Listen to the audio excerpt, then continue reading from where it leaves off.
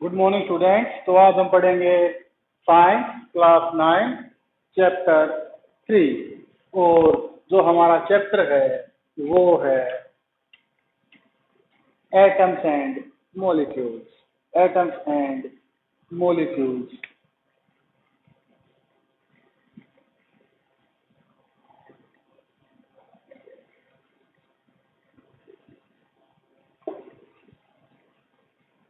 हमारा जो चैप्टर है उसका नाम है एटम एंड मॉलिक्यूल्स। तो हम पहले डिस्कस यही करते हैं कि एटम क्या होता है और मॉलिक्यूल क्या होता है। तो एटम किसी सब्सटेंस का, किसी एलिमेंट का smallest particle atom.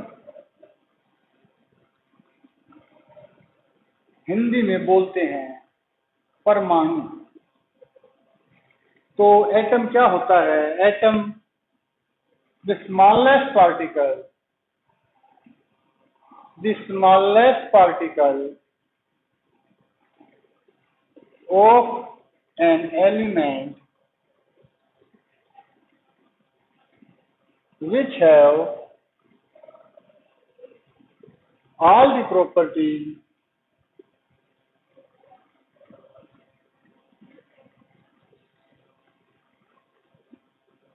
of that element and which may or may not exist freely, which may or may not exist independently।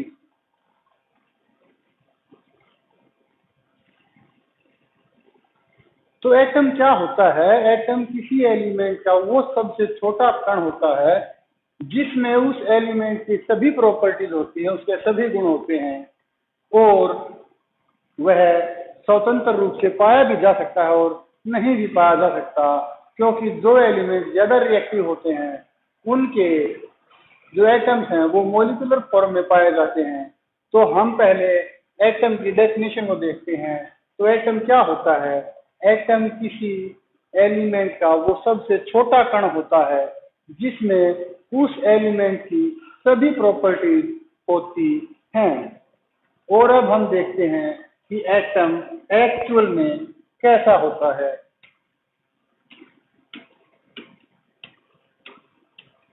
तो एटम एक्चुअल में कैसा होता है?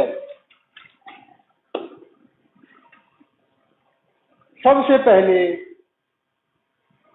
एटम के बारे में जे थॉमसन ने बताया। उन्होंने बताया कि एटम एक राइस पुडिंग या वाटरमेलन की तरह होता है जिसमें जो बीज होते हैं वो नेगेटिव चार्ज होते हैं और जो गुद्दा होता है वो सारा का सारा जो पल्प होता है वो पॉजिटिव चार्ज होता है। तो हमें ये पता लगा कि एटम दो तरह के कणों से मिलकर बना है, दो तरह के पार्टिकल से मिलकर बना है, पॉजिटिव पार्टिकल्स और नेगेटिव पार्टिकल्स। पॉजिटिव को बोलते हैं प्रोटॉन और नेगेटिव को बोलते हैं इलेक्ट्रॉन। तो हमें इसके बारे में जो ठीक ठीक मॉडल दिया वो दिया नील्स बोर ने। और नील्स बोर का मॉडल क्या कहता है कि किसी भी एलिमेंट का कोई भी एटम हो, किसी भी एलिमेंट का कोई भी एटम हो, उसमें एक न्यूक्लियस होता है जिसमें उसका पॉजिटिव चार्ज होता है और प्रोटॉन होते हैं और इलेक्ट्रॉन इसके चारों ओर चक्कर लगाते हैं। तो ये हमें दिया, ये मॉडल हमें बताया गया नील्स बोहर के द्वारा। तो हम ज्यादा डिटेल में न जाते हुए अब बात करते हैं मॉलिक्यूल की। एटम क्या होता है? एटम किसी भी एलिमेंट का सबसे छोटा कण होता है जिसमें उसके सभी गुण होते हैं, जैसे कि क्लोरीन, फेरस, कॉपर, ये सभी एटम हैं, ये सभी एटम हैं। और O2, O3, CO2, N2 etcetera, ये सभी मॉलिक्यूल्स हैं, ये सभी मॉलिक्यूल्स हैं। तो मॉलिक्यूल्स क्या होते हैं? वहन टू और more than two elements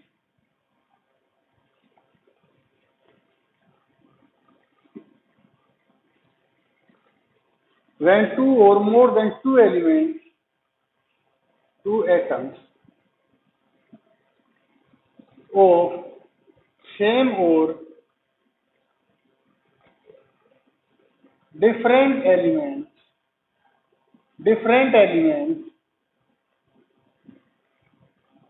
when two or more than two atoms of same or different elements combine together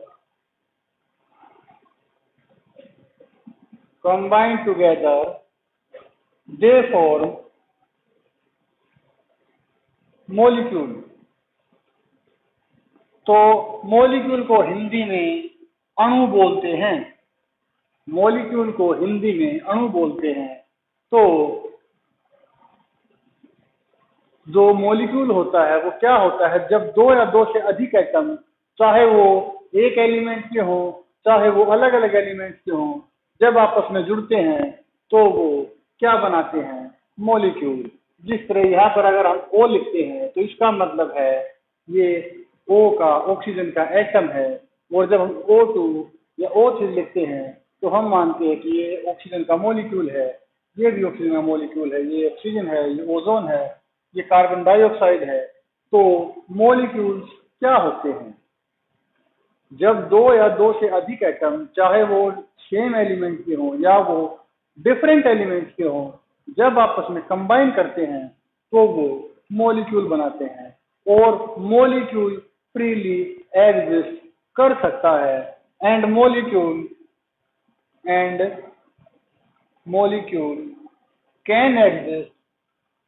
can exist freely. तो मॉलिक्यूल आपको समझ में आ गया होगा।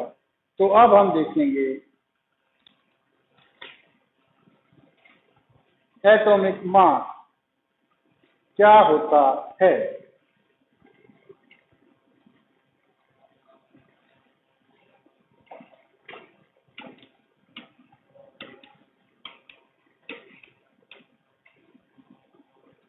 एटॉमिक मास क्या होता है? तो पहले हम सिंपल तरीके से देखते हैं। हमें पहले से पता है कि किसी एटम में एक न्यूक्लियस होता है जहां पर प्रोटॉन्स और न्यूट्रॉन होते हैं और इलेक्ट्रॉन इसके चारों ओर चक्कर लगाते हैं। तो ये इसका न्यूक्लियस है। और न्यूक्लियस के अंदर क्या होते हैं?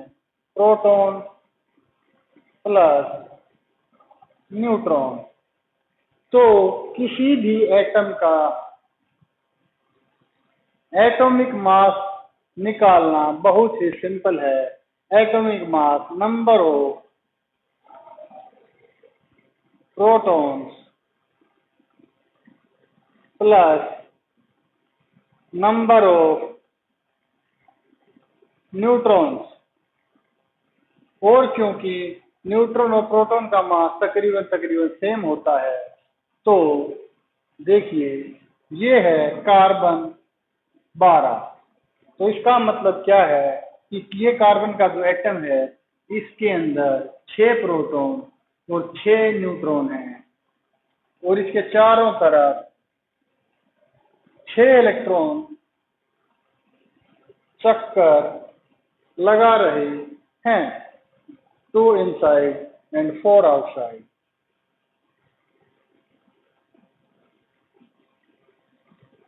ये पहला ऑर्बिट, ये दूसरा orbit.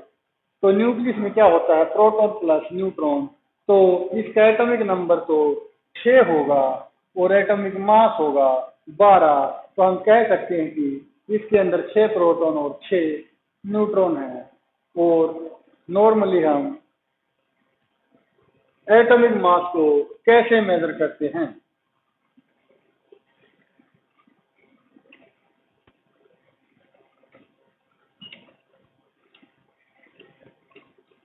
Atomic mass of different atoms is measured by comparing it with 1/12 part of carbon 12 atom. तो ये एटॉमिक मास की एक्चुअल डेफिनेशन है। ये एटॉमिक मास किसी भी एटम का कैसे निकालते हैं, हम उसको कंपेयर करते हैं कार्बन 12 के 1/12 हिस्से से, यानी हम उसको कंपेयर करते हैं 1/12 पार्ट ऑफ कार्बन 12। तो क्योंकि कार्बन 12 6 प्रोटॉन प्लस 6 न्यूट्रॉन, तो टोटल हुआ 12, और 1/12 पार्ट ऑफ 12 1 यूनिट, यानी हम कह सकते हैं कि कार्बन 12 के 1/12 पार्ट को एक AMU बोलते हैं। 1 एटॉमिक मास यूनिट क्या होती है? may be defined as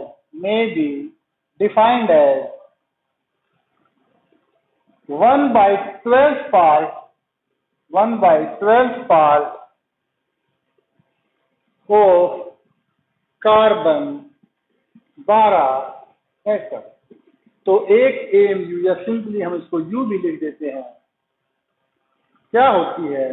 तो वो होती है कार्बन 12 का जो एटम है, उस एक एटम के अगर हम 12 टुकड़े करें, यानी एक एटम कार्बन 12 के एक एटम के अगर 12 टुकड़े करेंगे, तो जो बचेगा एक टुकड़ा होगा, उसे हम बोलेंगे एक AMU। तो क्योंकि कार्बन 12 में 6 प्रोटॉन और 6 न्यूट्रॉन थे, तो 6 और 6 12, तो 1। इसी तरह हाइड्रोजन का होगा 1 यूनिट, कार्बन का होगा 12 यूनिट, नाइट्रोजन का होगा 14 यूनिट। तो ये था एटॉमिक मास। तो एटॉमिक मास और एटॉमिक नंबर को इन शॉर्ट याद रखते हैं। ये सिर्फ आपके समझने के लिए था। अगर आपको पेपर में, एग्जाम में लिखना पड़े, तो हम बोलेंगे एटॉमिक नंबर क्या होता है? Atomic number, atomic mass. तो अगर आपको एग्जाम में लिखना हो तो इतना याद करने की जरूरत नहीं है। एटॉमिक नंबर क्या होता है? Number of protons in any element is its atomic number. तो as example, chlorine 17,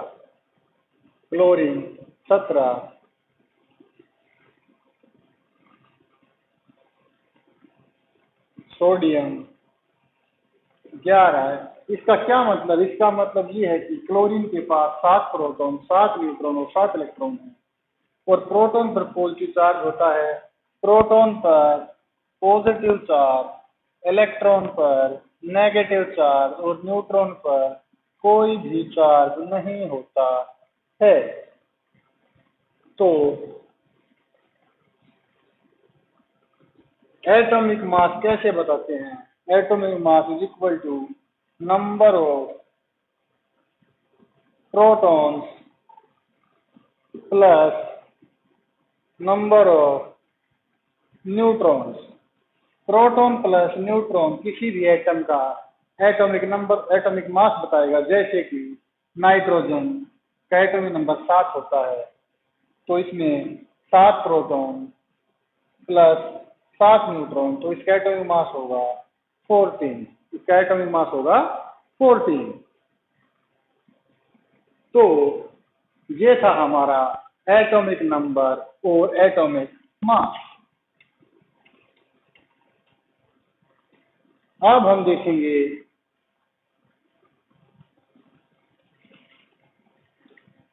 chemical formula कैसे लिखते हैं, केमिकल फॉर्मूला कैसे लिखते हैं। तो पहले हम उससे देखते हैं आयन क्या होता है। हमने पढ़ा एटम, हमने पढ़ा मॉलिक्यूल, अब हम पढ़ेंगे आयन। तो आयन क्या होता है? एक्सेस और डेफिशिएंसी ऑफ वन और मोर इलेक्ट्रॉन्स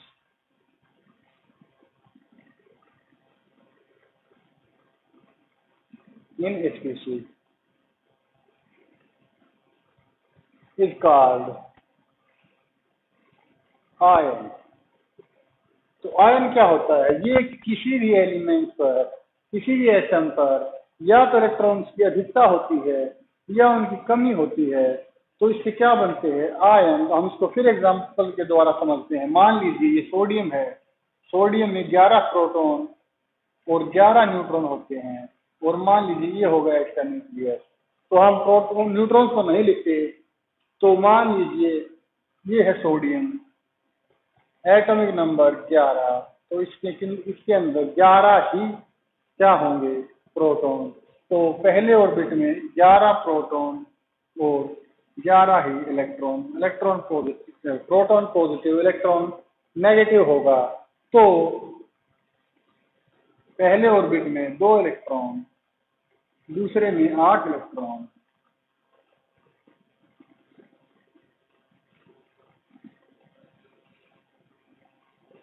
और तीसरे ऑर्बिट में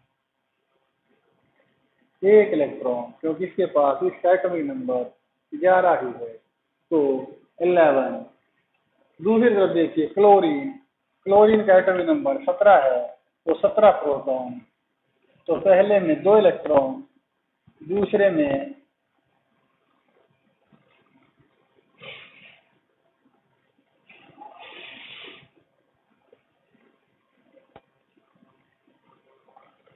तो हम किसी एटम के ऑर्बिटल्स को कैसे भरते हैं? वो ऐसे भरते हैं कि पहले ऑर्बिट में, पहले first orbit 2, second orbit 8, third orbit 18, 8, fourth orbit 18, etcetera. तो पहले के अंदर 2, उसके बाद 8, उसके बाद क्या बचा है? 2 और 8 10 और 1 11, 2 और 8 10 और 7 17। अब मान लीजिए अगर यहाँ से 1 इलेक्ट्रॉन यहाँ चला जाए, तो इसके पास क्या था? इसके पास 11 पॉजिटिव थे और 11 नेगेटिव इलेक्ट्रॉन थे, 11 प्रोटॉन थे और 11 ही इलेक्ट्रॉन थे। तो इसका टोटल चार्ज कितना था? 0। लेकिन जैसे ये इलेक्ट्रॉन यहाँ से यहाँ आया, तो यहाँ पर प्रोटॉन तो अब भी 11 ही हैं, लेकिन इलेक्ट्रॉन अब हमारे पास बच गए 10। तो इस पर आ गया 1 यूनिट पॉजिटिव चार्ज। तो सोडियम बन जाएगा, सोडियम बन जाएगा सोडियम 1 पॉजिटिव। और ये है सोडियम का आयन, इसे हम बोलेंगे आयन, क्योंकि इसके पास इलेक्ट्रॉन की 1 या ज्यादा इलेक्ट्रॉन की कमी है। जबकि दूसरी ओर इसके पास 17 प्रोटॉन और 17 ही इलेक्ट्रॉन थे, 17 प्रोटॉन और 17 ही इलेक्ट्रॉन थे, क्योंकि प्रोटॉन पॉजिटिव इलेक्ट्रॉन नेगेटिव होता है, तो ये भी इलेक्ट्रिकली न्यूट्रल था। लेकिन जैसे ही ये इलेक्ट्रॉन यहाँ से यहाँ आया, तो प्रोटॉन तो अब भी 17 ही हैं, लेकिन इलेक्ट्रॉन हो गए 18। तो इस पर 1 यूनिट नेगेटिव चार्ज आएगा, और क्लोरीन 1 इलेक्ट्रॉन को लेकर क्या बनाएगी? Cl negative. जिस तरह यहाँ पर सोडियम ने अपना 1 इलेक्ट्रॉन लूज करके क्या बनाया था? Sodium ion. तो हमने ये बात पहले भी डिस्कस की थी कि मेटल्स अपने इलेक्ट्रॉन्स को छोड़कर पॉजिटिव आयन बनाती हैं, दूसरी तरफ नॉन मेटल्स इलेक्ट्रॉन्स को एक्सेप्ट करके नेगेटिव स्पीशीज का फॉर्मेशन करती हैं। तो ये था एटम, मॉलिक्यूल और ion.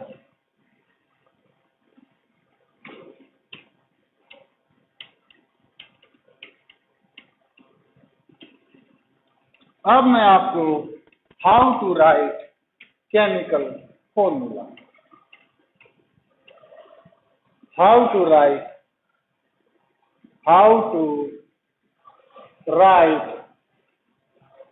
Chemical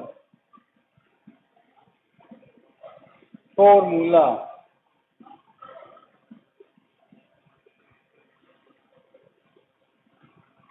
how to write chemical formula. तो उसके लिए हम पहले आपको वैलेंसीज के बारे में बताएंगे।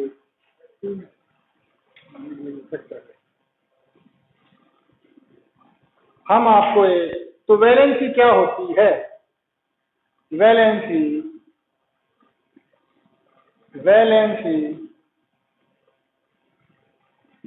होती क्या है? कोई एटम कितने इलेक्ट्रॉन ले सकता है या दे सकता है ताकि उसके बाहरी ऑर्बिट में 2, 8 या 18 इलेक्ट्रॉन रह जाएं, उसे हम बोलते हैं उसकी वैलेंसी। तो the number of electrons, the number of bonds that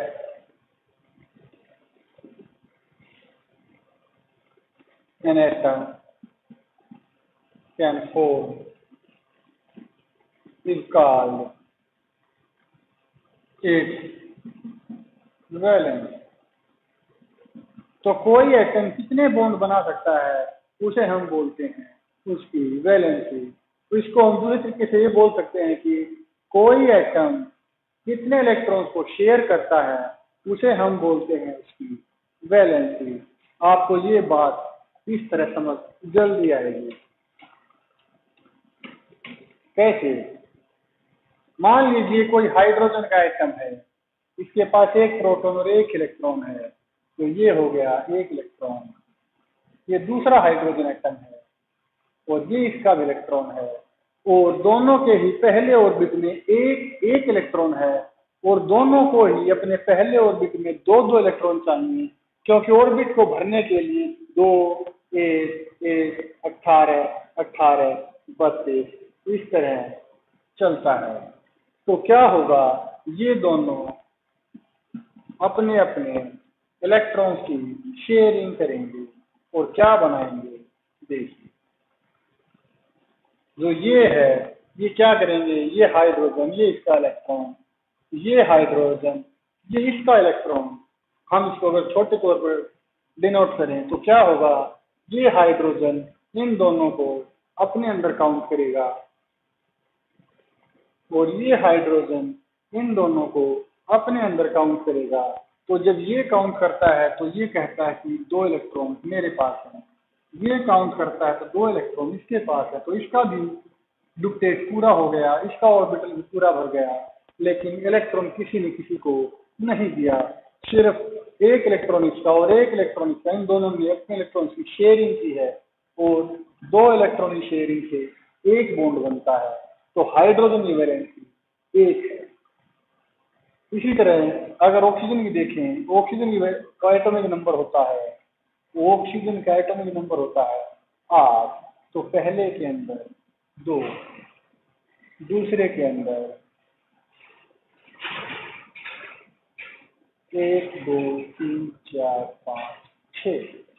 तो हम बाहर जो ऑर्बिट पूरी तरह भरा हुआ है, हम इसको बार बार रिप्रेजेंट नहीं करते, और हम 2 ऑर्बिट खाली है, पूरा भरा नहीं है, उसे ही दिखाते हैं। तो मान लीजिए ऑक्सीजन है और इसका एटॉमिक नंबर 1 है, तो 1, 2, 3, 4, 6। तो इसके अंदर 2 इलेक्ट्रॉन, बाहर 6 इलेक्ट्रॉन, तो कितने हो गए, 8। तो ऐसे लिख सकते हैं, अंदर वालों को लिखने की कोई जरूरत नहीं है। तो इसके पास कितने हैं, 2, 2, 4, 2, 2, 6। ये हम किसी एटम के आउटर ऑर्बिट को लिखने का तरीका है। किसी एटम के आउटर ऑर्बिट को हम कैसे डिफाइन करते हैं, वो हम इस तरह डिफाइन करते हैं कि जो ऑर्बिट पूरा भरा है हम उसको डिनोट नहीं करते, जो ऑर्बिट आधा भरा है या पार्शियली फिल्ड है हम उसी को डिनोट करते हैं। और ये देखिए, ये दूसरा ऑक्सीजन है, तो 2 4 6 2 4 6 दो इनके अंदर वाले ऑर्बिट में, तो दोनों के 8 8 हो गए। लेकिन अब क्या होता है कि इसको भी बाहर वाले में 8 चाहिए, तो ये क्या करेगा, इन दोनों को अपने ऑर्बिट में काउंट करेगा और ये इन दोनों को अपने में काउंट करेगा। इलेक्ट्रॉन दोनों के खुद के अपने ही पास हैं, किसी ने किसी को कुछ नहीं दिया, बस दोनों ने इलेक्ट्रॉन की शेयरिंग की है और 2 इलेक्ट्रॉन की शेयरिंग से एक बॉन्ड बनता है, तो 4 इलेक्ट्रॉन की शेयरिंग से 2 बॉन्ड बनेंगे।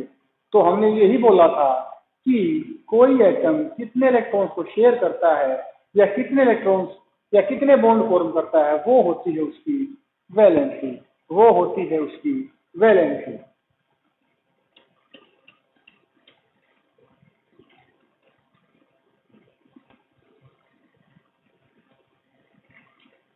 तो हम कुछ कुछ एलिमेंट और मॉलिक्यूल्स की वैलेंसी को लिखते हैं। तो सबसे पहले स्टार्ट करते हैं sodium Na, potassium, silver, copper +1, Ag +2 +1, magnesium +2, Fe +2 और +3, आयरन +2 भी दिखाता है और +3 भी दिखाता है। और इसके बाद है कॉपर, कॉपर की +2 होती है। SO4 2 negative, CO3 2 negative, chlorine 1 negative, fluorine 1 negative, OH 1 negative.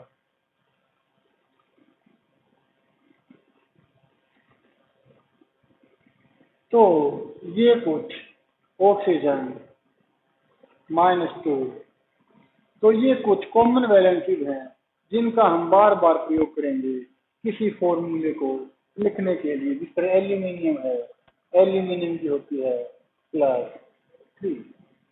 तो अब मैं बोलता हूं कि आपको, अब हम इस टेबल का ही प्रयोग करके केमिकल फार्मूले लिख कर देखेंगे, क्योंकि केमिकल फार्मूले याद नहीं किए जाते, उनको समझा जाता है। तो मैंने बोला आपको एल्यूमिनियम, एल्यूमिनियम ऑक्साइड। तो आप देखिए, हमने 2 चीज बोली हैं, एल्यूमिनियम, तो एल्यूमिनियम ऑक्साइड यानी कि ऑक्सीजन, तो हम लिखेंगे एल्यूमिनियम ऑक्सीजन।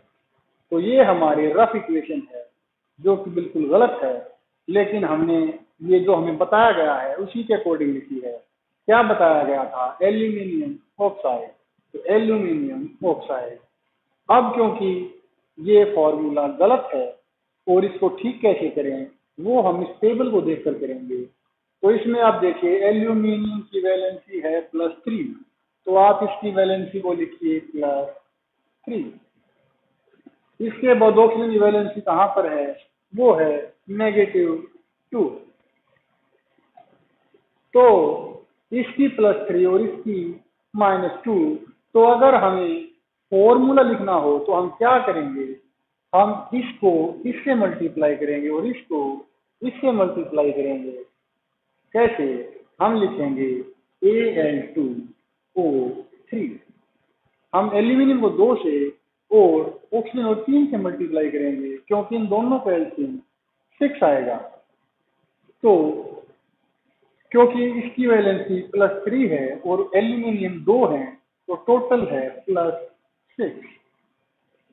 दूसरी तरफ ऑक्सीजन की वैलेंसी -2 है और टोटल ऑक्सीजन है 3, तो इसकी होगी -6। तो +6 -6 0।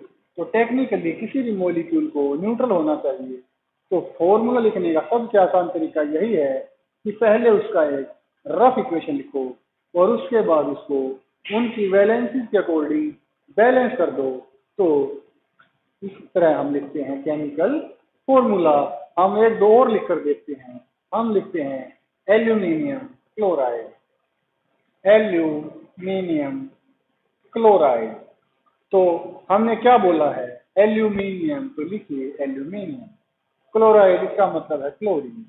तो अब देखिए इसकी वैलेंसी +3 है और इसकी वैलेंसी -1 है, तो इसको इससे मल्टीप्लाई कीजिए और इसको इससे, तो कितना आएगा AlCl3। क्योंकि एल्यूमिनियम की वैलेंसी +3 है और एक क्लोरीन -1 है, तो 3 क्लोरीन की -3 होगी, तो +3 -3 0। तो इस तरह हम केमिकल फॉर्मूला लिखते हैं। जैसे मैं बताऊं आपको कि हमें लिखना है कैल्शियम कार्बोनेट, तो कैल -2 होती है, हमने लिख रखी है। तो CaCO3, इसकी +2 इसकी -2, तो ये तो पहले से ही बैलेंस है। तो हम लिखते हैं अब मैग्नीशियम ऑक्साइड, मैग्नीशियम ऑक्साइड, तो मैग्नीशियम का सिंबल O Mg और ऑक्सीजन का O, ऑक्साइड के लिए O, इसकी वैलेंसी +2 इसकी -2, तो ये पहले से ही बैलेंस है। अब हम लिख कर देखते हैं मैग्नीशियम क्लोराइड, मैग्नीशियम क्लोराइड, तो हम लिखेंगे मैग्नीशियम, क्या बोला है क्लोराइड, उसके बाद लिखेंगे क्लोरीन, क्योंकि इसकी वैलेंसी +2 है, इसकी -1 है, तो इसको इससे मल्टीप्लाई, इसको इससे मल्टीप्लाई, तो ये बनेगा MgCl2। तो इस तरह हम कोई भी केमिकल फॉर्मूला लिख सकते हैं। अगर हमें उसके बारे में उसकी वैलेंसी का पता हो तो हम सिर्फ फॉर्मूले के नाम से हम उसका सिंबॉलिक रिप्रेजेंटेशन लिख सकते हैं। तो आगे हम देखते हैं, आगे हम देखते हैं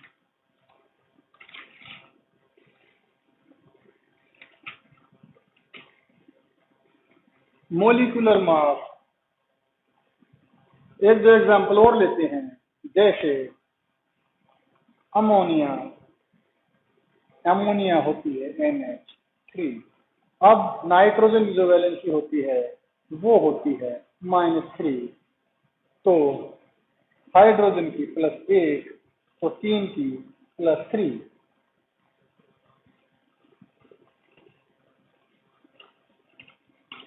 तो अब हम देखते हैं मोलिकुलर मास, मोलिकुलर मास, किसी मॉलिक्यूल के मास को हम बोलते हैं molecular mass. The mass of A molecule, mass of A molecule is called molecular mass.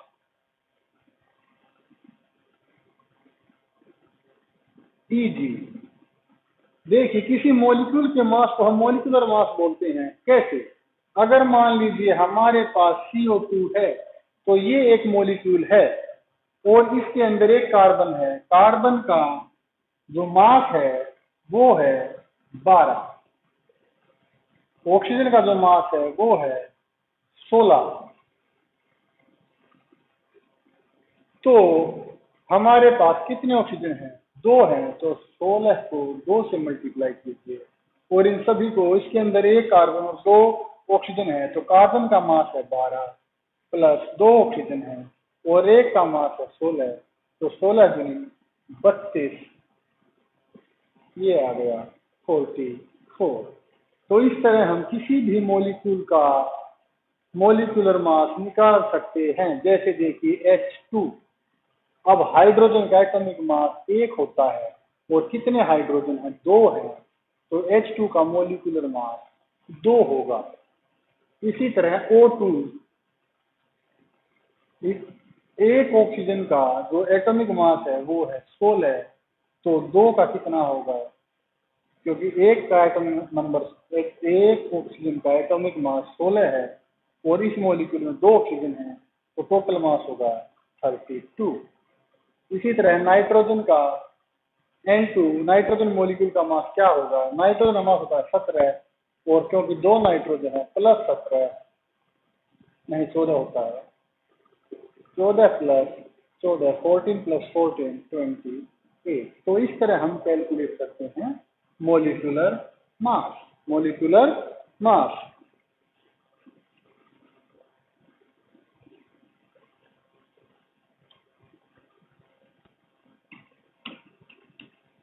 तो अब हम पढ़ेंगे concept of mole.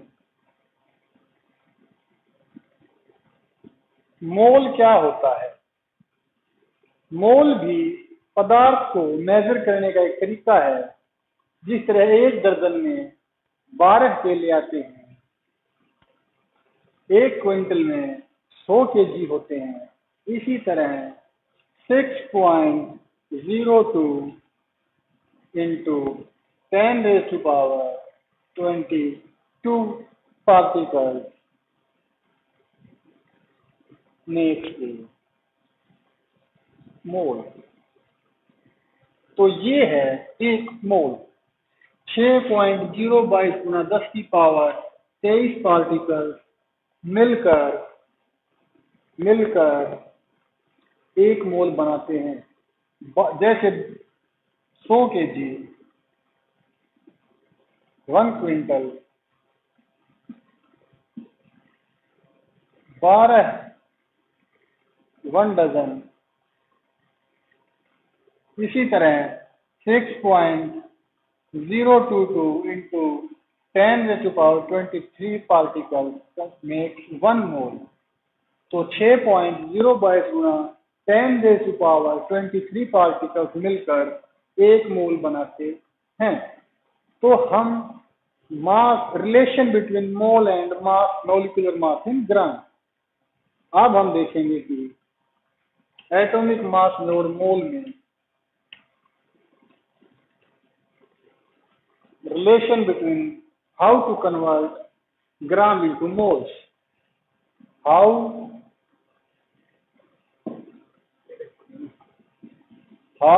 to convert gram into mole। तो हम ग्राम को मोल में कैसे कन्वर्ट करेंगे? तो अगर if gram atomic mass is divided by their molecular mass, then it is converted into moles. When we divide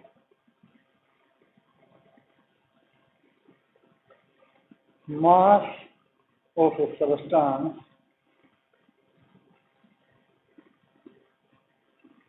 in gram by their molecular mass,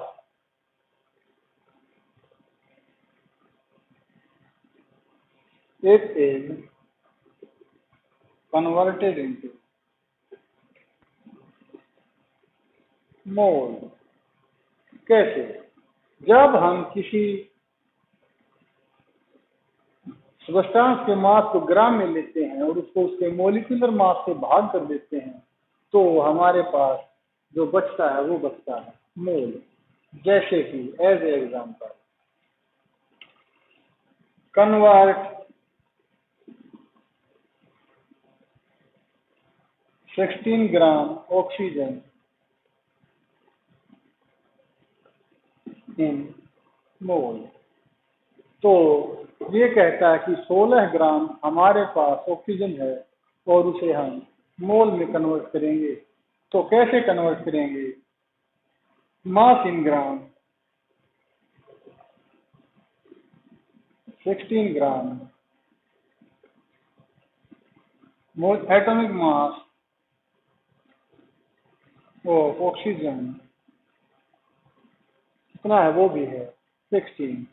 तो इसको डिवाइड कीजिए तो मोल कैसे बनेंगे? मोल मास in gram bye molecular mass. तो ये 16 bye 16 1। तो अगर 16 ग्राम एटॉमिक ऑक्सीजन लेंगे तो उसमें 1 मोल ऑक्सीजन होगी। अगर इसी तरह हम कहें कि 24 ग्राम कार्बन को मोल में कन्वर्ट कीजिए तो कार्बन का जो मास ग्राम में दिया गया है वो है 24 ग्राम और जो कार्बन का एटॉमिक मास होता है वो होता है 12, क्योंकि कार्बन का एटॉमिक मास 12 होता है। तो मोल में कन्वर्ट करने के लिए हमें क्या करना है, हम मास इन ग्राम को उसके मॉलिक्यूलर या एटॉमिक मास से डिवाइड करेंगे। तो मास इन ग्राम कितना है, वो है 24 और कार्बन का जो एटॉमिक मास है वो है 12, तो 12 दूनी 24, तो ये होंगे 2 मोल। तो इस तरह हम ग्राम में दिए गए मास को उस सबस्टांस के मॉलिक्यूलर मास के द्वारा डिवाइड करके उस चीज को हम मोल के रूप में लिख सकते हैं। तो हमारा आज के लिए इतना काफी है। अगर आपको इसमें कोई डाउट हो तो आप लोग कमेंट सेक्शन में जाकर कमेंट कर सकते हैं। Thank you.